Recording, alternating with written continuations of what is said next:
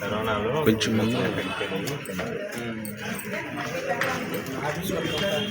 మన ఎలక్షన్లు వచ్చి సీనియర్ నాయకులు ఎమ్మెల్యే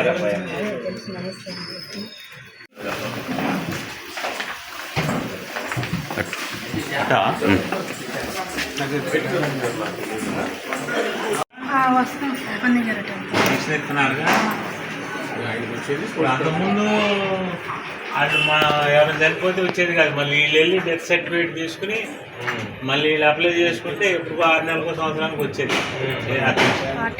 జనవరి నుంచి పోయిన సంవత్సరం జనవరి నుంచి చంద్రబాబు గారు ఏం చేశారంటే ఎవరికైనా మగవాళ్ళు పెన్షన్ వస్తుంటే చనిపోయారనుకో ఎమ్మటే ఆ నెలలో అప్లై చేసి ఊరిని డెత్ సర్టిఫికేట్ అప్లై చేస్తే వచ్చే నెల నుంచి ఈ నెలలో 19 వచ్చినాయి మన నియోజకవర్గం. మా దాంట్లో కూడా ఒకటి స్పౌస్ అంటారు దాన్ని, స్పౌస్ పెన్షన్స్ అని మొత్తం 73 వచ్చింది విజయవాడ మొత్తం.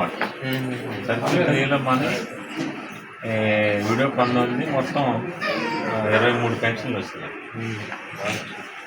అంటే ఇట్లా చనిపోయిన వాళ్ళు పెన్షన్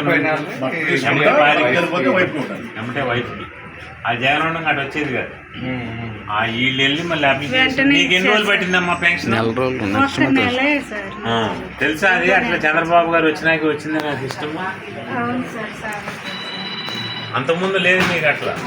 అప్పుడు ఏంటంటే మళ్ళీ మీరు సచివాలయానికి వెళ్ళి అక్కడికి వెళ్ళి డెత్ సర్టిఫికేట్ అప్లై చేసుకుని పెట్టుకుని అది మళ్ళీ శాంక్షన్కి వెళ్ళి వచ్చిన తర్వాత కానీ మీకు వచ్చేది. ఇప్పుడు అట్లా లేదు. పొరపాటున అనారోగ్యం వల్ల కానీ లేకపోతే వయసు చనిపోతే 60 సంవత్సరాలు దాటిన వాళ్ళకి పెన్షన్ చనిపోతే ఆ నెలలోనే మళ్ళీ ఎమ్మటే వచ్చేస్తుంది. ఒక్క నెలే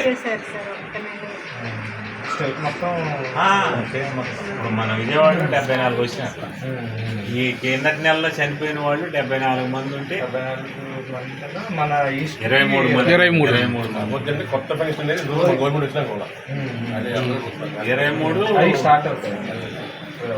మా డివిజన్లో కూడా ఒకటి పొద్దున ఇచ్చి వచ్చాము. ఆ కిందటి నెలలో చనిపోయాడు. గత ప్రభుత్వం పార్టీ కార్యకర్తలు తీసేస్తే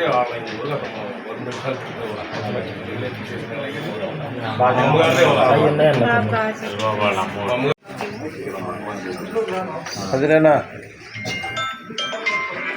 ఒకసారి ఇచ్చాను సార్. ఈరోజు విజయవాడ తూర్పు నియోజకవర్గంలో 14వ డివిజన్లో తెలుగుదేశం కార్యకర్త ఆయన ముక్తేశ్వరరావు గారు 7 నెలల కింద చనిపోవటం జరిగింది. అయితే క్యాన్సర్ ద్వారా చనిపోవడం జరిగింది. వారి భార్యకి వెంటనే పెన్షన్ కూడా ఇప్పించడం జరిగింది.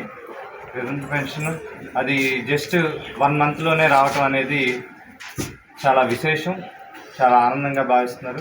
అందులో అయినా వారి కూతురికి 8th క్లాస్ చదవటం ఆధారం లేకపోవడంతో స్వయంగా ఎమ్మెల్యే గద్దె రామ్మోహన్ గారు స్వయంగా గద్దె ఫౌండేషన్ నుండి స్కూల్ ఫీజు కూడా కట్టడం జరిగింది. ఇప్పుడే 25,000 రూపాయల చెక్ ఇవ్వటం జరిగింది డైరెక్ట్గా స్కూల్కి. అలాగే రాష్ట్రం మొత్తం కూడా సంక్షేమం అభివృద్ధి రెండు కూడా ప్యారలల్గా జరుగుతున్న సమయంలో ఇప్పుడు రాబోయే కాలంలో P4 కూడా బేసిక్గా అమలు అవబోతుంది. ఇలాగా ఎవరైనా స్వచ్ఛంద సంస్థలు కూడా మన ప్రభుత్వాన్ని ఇన్స్పిరేషన్గా తీసుకుని ముందుకొచ్చి మన రాష్ట్రంలో పేదరికం అనేది నిర్మూలించాలని కోరుకుంటున్నాను. ఇవన్నీ కూడా మంచి కాజ్కి జరుగుతున్నాయి కాబట్టి ప్రజలందరూ కూడా ఇది చూసి ఎవరికి వారు పక్కనున్న వారికి కూడా సహాయం చేస్తూ వారికి వారు సహాయం చేసుకుంటూ అందరూ కూడా రాష్ట్రంలో సుభిక్షంగా ఆనందంగా ఉండాలని కోరుకుంటూ సెలవు తీసుకుంటున్నాను. ఇట్లా మీ గద్దె కాదు.